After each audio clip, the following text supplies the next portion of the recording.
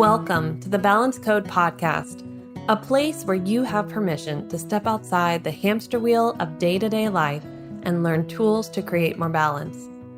My name is Katie Ressler. I'm a licensed therapist and burnout and hidden grief specialist. I support ambitious, goal-driven people who are ready to get off the one-way train to burnout and start to enjoy life again to the fullest. Oh, and by the way, I'm a mom of 3, an expat living in Germany who is still learning the language, and an entrepreneur. Living my balance code is what keeps me able to work in incredible ways without burning out. So let's find your balance code. Welcome back, everyone, to the Balance Code Podcast. Today, I am sharing with you an interview that I got to do with Helen Thacker, and we are talking about how we can start to manage better when we grow in our business, in our jobs, in our lives. So this isn't just for entrepreneurs, though the work that she does is primarily with entrepreneurs. The tools and lessons that we talked about are perfect for anyone. All of us have a desire to grow in our lives and to be better, earn more, experience more. And Helen and I dive into what does it actually mean and what are some tools and steps you can take to help you in that growth process. I find a lot of my clients are all about what's my next step, but as they go in that direction, they don't like how it feels. And Helen and I really discuss what you can do to better manage the emotions, the thoughts, and the experiences you have as you're growing in your life. Now, as a sales and strategy coach, she works with ambitious coaches who are ready to take their businesses way beyond 6 figures. And after 2 decades in careers in sales, she is very aware about financial growth in your business and how to really master the cornerstone skills of sales and messaging. So if you hear that and you're like, ooh, I need that in my work too, you need to talk with her. She's been a solo entrepreneur for 19 years, building businesses from scratch and taking 2 of those businesses to 6 figures. So this is a woman who understands growth and what can come up, the challenges, the positives, all of it. She's now helped hundreds of business owners successfully grow online. She has included work through financial recruitment and network marketing, both internationally and nationally recognized within her company. So again, this woman knows what she's doing. Helen also happens to be the host of the Purpose, Potential, and Power podcast. And in real life, she likes to do workshops abroad as much as possible. Hey, who doesn't love to travel? She's a wife, mom to 2 gorgeous boys. She's obsessed with, of course, travel, fitness, amazing food, red wine, and living life to the very fullest. So I introduce to you Helen Thacker. Hello, Helen, and welcome to the Balance Code Podcast. I'm excited to have you on here and talking about when we start really growing in our business, in our careers, in our life, how we can reassess our balance. So Helen, share with us first a little bit about yourself and where you're coming from. Awesome. Oh, thank you so much for having me, Casey. Yes, so I am over in the UK, and you can probably tell from my accent. I am a sales and strategy coach, and I help coaches to really master those really essential cornerstone skills for success, which is profitable, clear messaging, and really sophisticated sales. I get so excited about teaching what I teach because it really makes such a huge impact.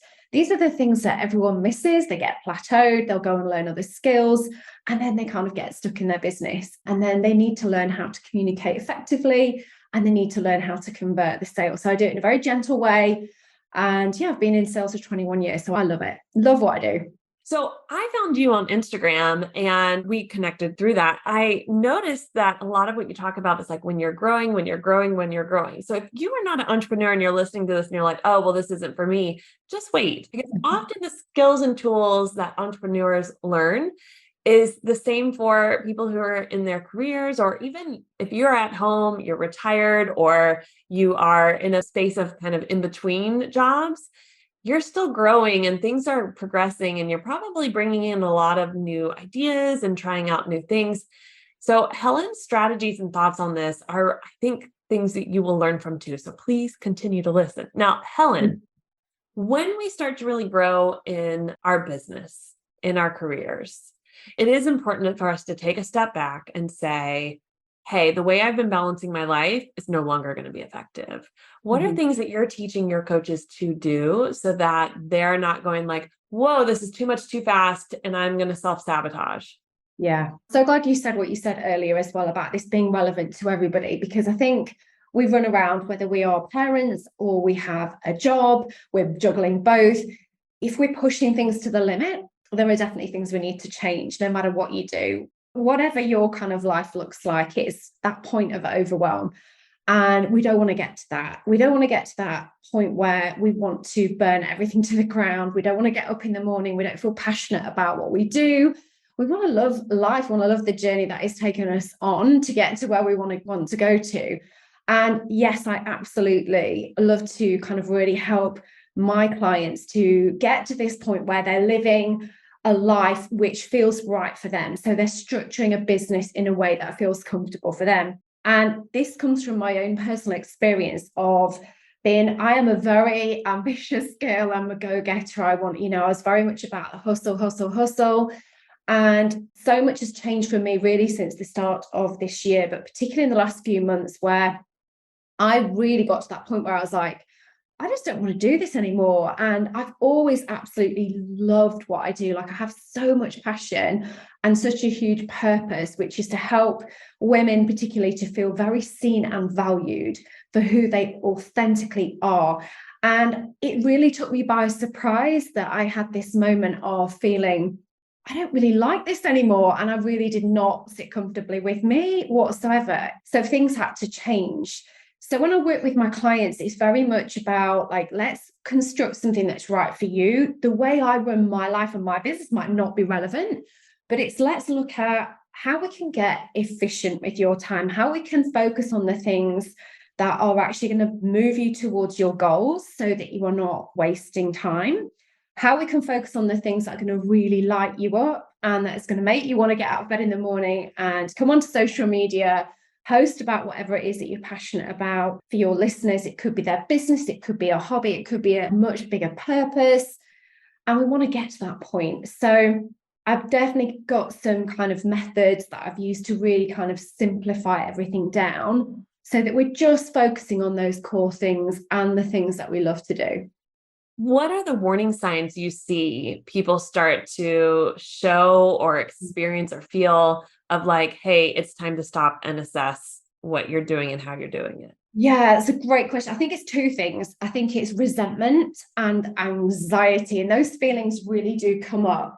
So with regards to like the anxiety levels that you're going to feel when you're just very nervous about what it is that you do and you don't feel comfortable with that anymore. Those feelings of the overwhelm, how am I going to deal with this? How am I going to juggle family life, business life, and all those things? And then that resentment over having to do something that you once loved. And I know that was from my personal experience, but I know a lot of people talk about this that I deal with. Like my clients, definitely, they have this feeling of like no longer wanting to participate in what it is that they're doing. And I don't know about you, but I definitely feel that those are the two kind of core emotions that come up. We don't want to get to that point. Absolutely not. The resentment piece, I mean, that really rings true to me and the clients that I work with. There's that feeling of like, oh, you get to have all this free time, or you get to do this, or you get to do that. And when you sense that in yourself, that is the ding, ding, ding. I'm actually jealous and Yeah, it's that envious as well. Yeah, of definitely. this, like I want to have that freedom too. So I love that you brought up the resentment and the anxiety. And for me, the anxiety is always, I call it like the monkey mind, right? Like the hamster wheel is like, you can't turn it off even Yeah. when you're not working. And Mhm. that is a sign like there's something way out of balance. Absolutely. And that comparison piece, like you just said, it's that like looking at other people and thinking that sort of element of jealousy, why do they have that life that I'm looking for? And then that just eats you up inside. Definitely. So what would be the first step then you would say, okay, if a coach came to you or somebody's just like, okay, red flags, Yeah. I've got both, Helen. What do I need to do right now? What is the first thing you have them do? So we look at what they want to achieve. So let's get very clear. And clarity is the first piece in my kind of 3-part way that I approach every client. So every client that comes to me, we get very, very clear on what exactly they want to do. And that's their passions and their skills combined. Ideally, in an ideal world, we can combine those two like we're winning. But it's like, what are the goals? What do you want your life and your business to look like? So let's be clear. I'm not a mindset coach. I'm a sales and strategy coach. But the strategy piece is really all about like, let's construct a business that you absolutely love, that is in line with the life that you want to have. And it's like a life and business thing. Then we'll look at the kind of details of the business itself. So when people come to me, obviously coaches, what offers do you have? Are you not enjoying doing? What are you kind of dreading doing? Because I know that I have some things going on in my business that I was like, oh, I really don't want to do that today. Again, it's like, I don't want to feel like that. I used to love what I did and, I need to change some things. So we look at, the emotions behind the different offers. Let's look at how we can then combine all of that with you getting to your financial goals, because there are infinite ways, as you know, to run a business. There are infinite ways you can construct the offers, the way that you support your clients. And I truly believe, and I'm sure you'll agree with this as well, that if you don't have that energy, that passion behind what you do, you're never going to help your clients to achieve what they want to achieve. And you're never going to actually grow your business because the energy just isn't there. Like that passion isn't there. And you're going to sit there. It comes across on social media. It comes across in your messaging. It comes across in every single way that you show up. Someone actually said to me, like one of my clients said to me, you seem like you're just in hustle mode. And I don't actually like being around that. And she was very honest. And I was like, wow, really opened my eyes. That is how I was coming across. Like, work.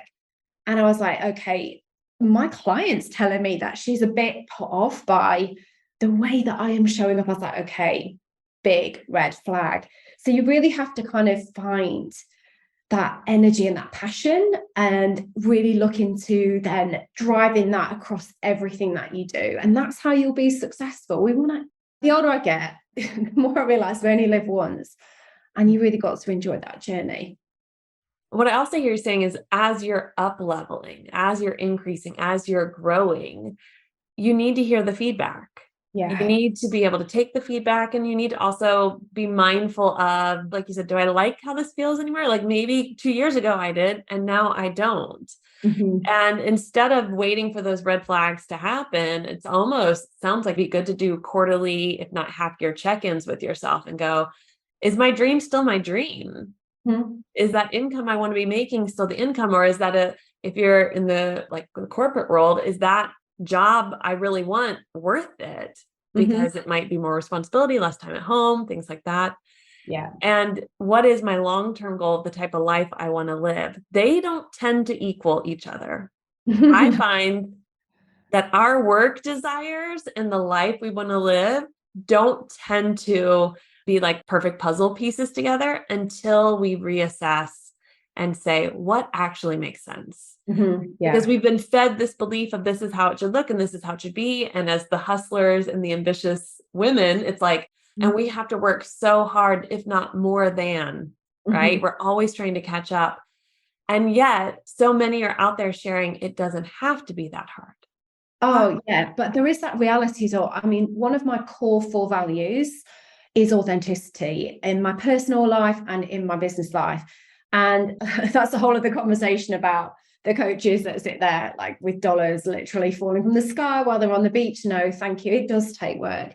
But do you know what, Casey, the biggest lesson, and I'm sure lots of your listeners will agree, the biggest lesson that I've had as an entrepreneur in my last 19 years of having my own businesses is patience and that long-term attitude that I take to my business growth. And I love that you brought that up. And I actually do a weekly check-in. So on a Sunday, I will look at what's ahead for the week. I only work Tuesdays to Thursdays with my clients or recording podcasts like this, connecting with my community. Mondays and Fridays are really, I still support my clients on those days, but they're really free time. There's complete white space in my diary. And I look ahead and I see what's coming up. And I actually think, right, is what's happening this week going to actually move me forward in terms of my long-term goal, even though it's just a tiny, tiny flash in time.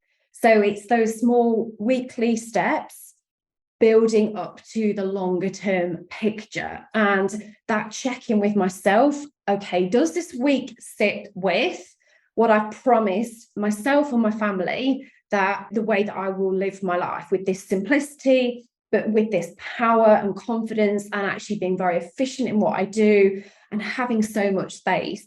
And I do that weekly, but I think that check-in, like you said, you're so right. So important, because we kind of just get lost, don't we? Get our head down, buried in our business, and we're like, before you know it, you look up and it's Christmas. Yep.